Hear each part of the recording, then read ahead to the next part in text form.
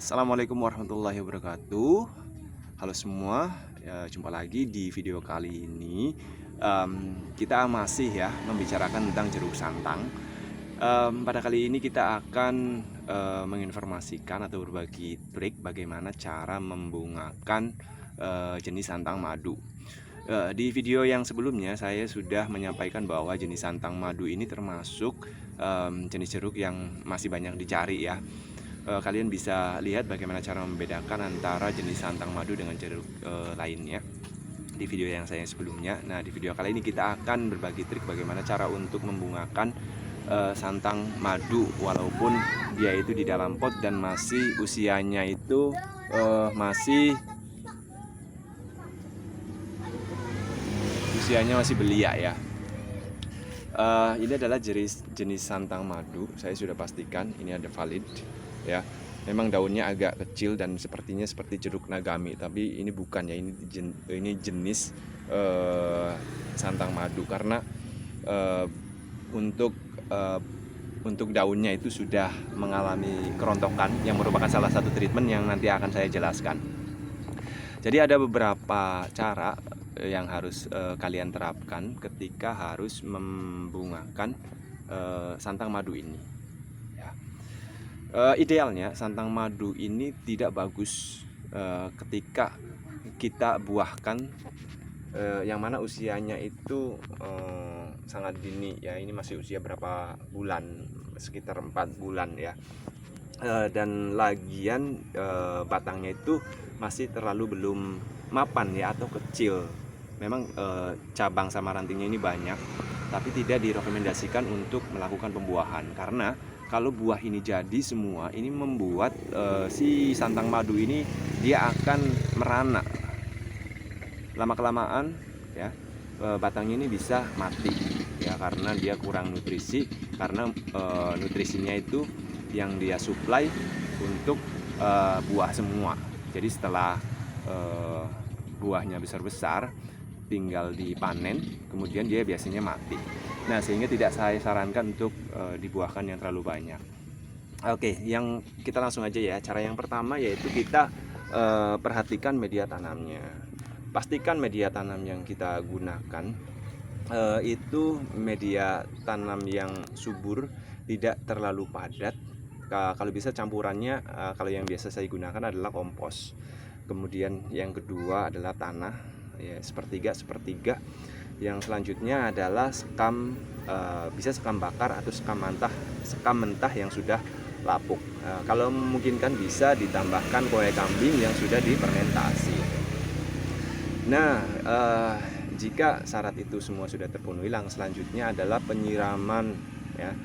Untuk penyiraman sendiri itu biasanya dilakukan sesuai dengan kondisi cuacanya ya. Kalau cuacanya terlalu panas, bisa dilakukan penyiraman sehari sekali atau 2 kali sehari.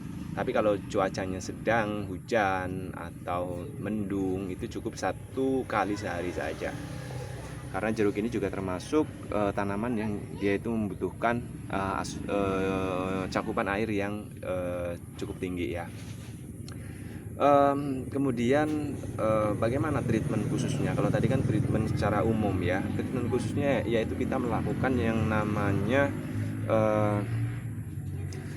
stres air ya. Maksudnya stres air ini gimana ya? Sebenarnya ini sudah umum dilakukan ke tanaman yang dia itu susah sekali dibuahkan, bukan hanya pada santang madu saja ya, tapi bisa jenis tanaman yang lain. Yaitu kita melakukan stres air sekitar 1 minggu sampai dengan setengah bulan, tergantung cuacanya lagi. Kalau misalkan ya cuacanya itu ekstrim panas, itu kita bisa seminggu saja, itu nanti dia akan kering media tanamnya, sehingga membuat si santang madu ini dia akan layu. Setelah layu disusul dengan daun-daunnya itu yang rontok ya. Daun-daunnya rontok sehingga hanya tersisa batangnya saja. Nah, ketika sudah tersisa batangnya saja, tapi jangan sampai ini ya, jangan sampai, kalian harus hati-hati karena kalau stres airnya itu terlalu berlebihan dan ternyata batang itu kering, berarti jeruknya sudah tidak bisa diselamatkan lagi. Itu sehingga saran ini memang atau trik ini memang harus dilakukan dengan jeli ya. Kalian harus selalu memperhatikan bahwa pastikan batangnya itu dia masih basah ya, hanya daun-daunnya saja yang rontok. Contohnya seperti ini yang saya lakukan. Jadi ini adalah karena di sini panas, saya melakukan proses stres air ini sekitar 11 sampai 12 hari ya. Jadi saya tempatkan di area yang memang dia itu tidak terhalang oleh matahari. Lalu daun-daunnya itu rontok, jadi hanya tersisa beberapa. Oke, jadi setelah dilakukan stres air, langkah yang selanjutnya yang kalian lakukan adalah penyiraman. Jadi selama tadi 7 hari sampai dengan 15 hari setelah media tanamnya itu kering, kemudian daunnya rontok semua, hanya menyisakan beberapa ya. Langkah selanjutnya yaitu dilakukan pemupukan dan penyiraman. Jadi nanti untuk penyiramannya sendiri, misalkan ini di pot ukuran 40 x 40, ini bisa kalian siram sekitar 2 sampai 3 ember air.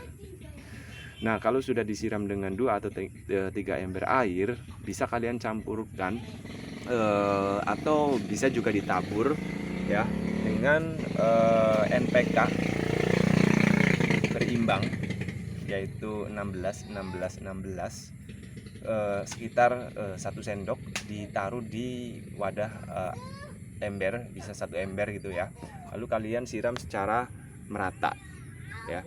Nah, kalau mau disebar, diusahakan jangan terlalu dekat dengan area batang ya, tapi kalian lakukan di area sini ya, di pinggiran ya. Masalahnya kalau ditaruh di sini biasanya akan terlalu banyak, maka dia akan kepanasan ya, sehingga menyebabkan kering dan mati. Dan itu perlu diperhatikan juga ya. Nah, itu proses selanjutnya setelah penyiraman lalu pemupukan. Untuk pemupukan ini bisa dilakukan lebih sering daripada biasanya. Kalau biasanya saya melakukan pemupukan itu setiap setengah bulan atau 3 minggu, bahkan 1 bulan untuk proses perawatan. Nah, untuk proses stres air ini saya biasanya melakukan sekitar 10 hari sekali, dilakukan penyiraman dengan menggunakan air yang sudah dicampur dengan NPK 16 ini atau NPK berimbang. Jadi bisa 1 sendok untuk 1 ember yang sedang ya, sekitar ukuran 30 x 30 ya. Kalau ini kan 40 x 40 ya, 40 cm diameternya. Nanti kalau sudah berapa minggu, nanti biasanya akan mulai tumbuh tunas-tunas seperti ini yang dibarengi dengan bunga. Nah, seperti ini ya.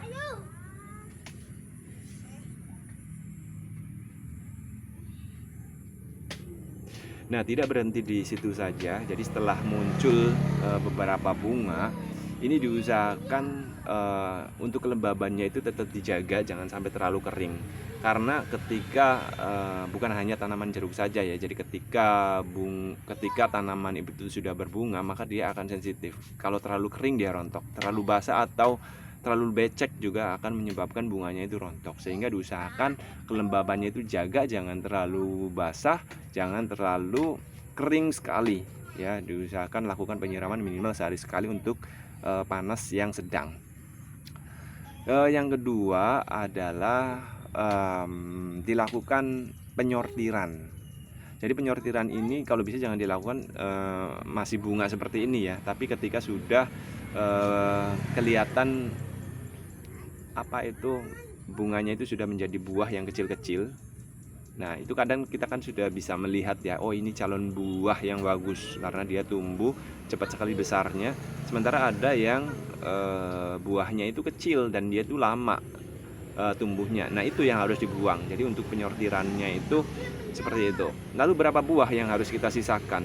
Ya, itu kita lihat lagi ke besarnya tanaman jeruk itu sendiri ya. Kalau misalkan tanaman jeruknya kok kisaran sekitar 50 cm atau mungkin 1 meter ya, itu berbeda. Jadi dilihat lagi kemampuan daripada tanaman itu untuk menyangga atau menyokong asupan daripada buah nanti yang buah yang dihasilkan itu. Jadi diusahakan kalau misalkan di sini kan ini kisaran sekitar 50 cm ya. Jadi mungkin yang ideal adalah antara 5 sampai dengan 10 buah. Kalau dipaksakan nyampe lebih dari itu kasihan, nanti yang ada buahnya tidak maksimal, biasanya itu kecil-kecil, dan kalaupun itu besar ya itu nanti besarnya tidak maksimal atau mungkin bisa jadi kurang manis ya, sehingga saya sarankan dilakukan penyortiran ya. Iya. Ya demikian ya. Jadi saya ulangi lagi bahwasannya trik ini merupakan trik yang tidak biasa ya, untuk memunculkan bunga, yaitu dengan menggunakan stres air yang akan dapat memunculkan ya bunga-bunga. Demikian informasi yang bisa saya berikan terkait bagaimana cara membungakan atau membuahkan santang madu. Jika ada yang perlu ditanyakan bisa kalian tulis di kolom komentar. Terima kasih sudah menonton videonya. Jangan lupa like and subscribe kalau misalkan video ini dinilai ada manfaatnya. Bila tidak ada ya, wassalamualaikum warahmatullahi wabarakatuh.